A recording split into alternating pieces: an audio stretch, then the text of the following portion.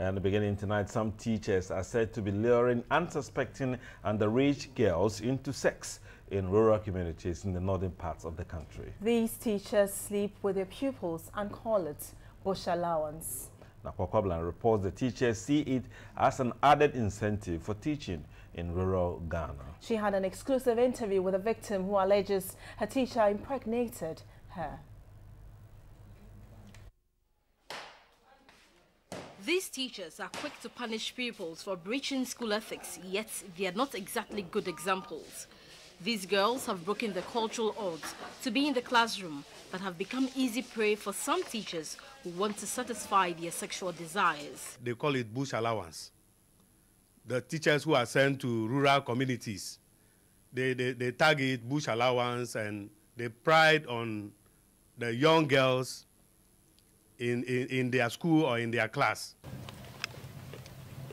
Bana, a Form 3 pupil, is a victim of the bush allowance. On 3 Saturday nights, Bana said the teacher had sexual encounters with her.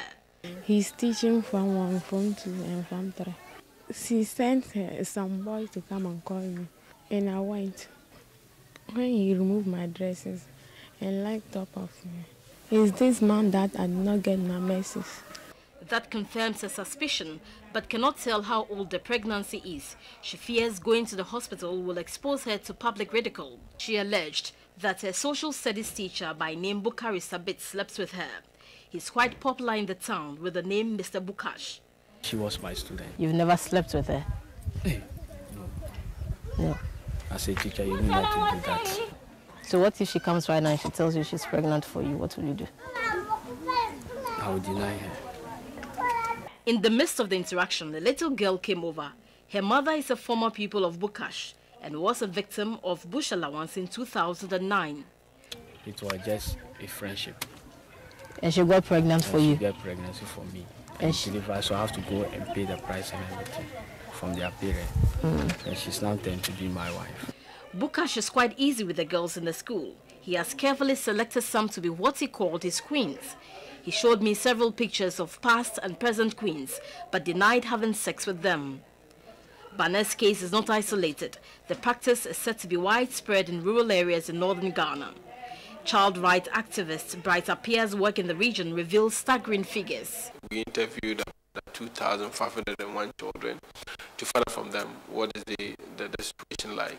And most of them, over 85% of the children that we interviewed, see teenage pregnancy as child abuse issues. And when we went further to also find out of those people who commit such offense, you realize that over 50% are teachers who do commit that offense. Like Bana's case, only few of these abuses are reported at the domestic violence units in the northern regional capital, Tamale. Not less than 4 cases are reported monthly. Right now, we have about 4 teachers who we have arrested for defilement. Some have been convicted, they are in the prisons. Some are still pending trial at the court. So it is real. It is not fluke. The Ghana Education Service is accused of shielding the perpetrators by transferring them to other schools without taking legal action when such issues are brought to the attention. In the case of Bukash, he has been transferred to the primary section of the same school. He showed me a letter to that effect. Catherine Uchugami-Kado is the new director at the Girls Education Unit at the Ghana Education Service headquarters. Disciplinary issues in every district, it is the director who is in charge. We have disciplinary committee. So it depends on the decision of the disciplinary committee.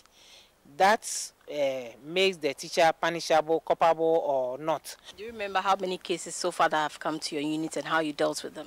Actually, since I came, it is not long, but when I was at the district level, I used to take it up, and I want to tell you that as at now, there are 2 men in jail in Ho for 16 years. As we wrap up our interview with Bana, she was in a dilemma.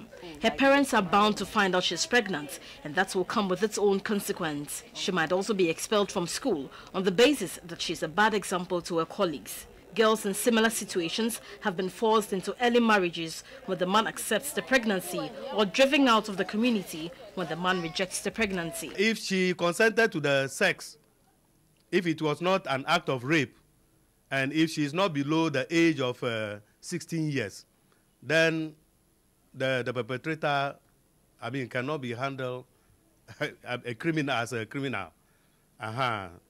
There is no law against impregnating people. She's bound to join the dropouts in her village. She has one regret though, and that is trusting her teacher.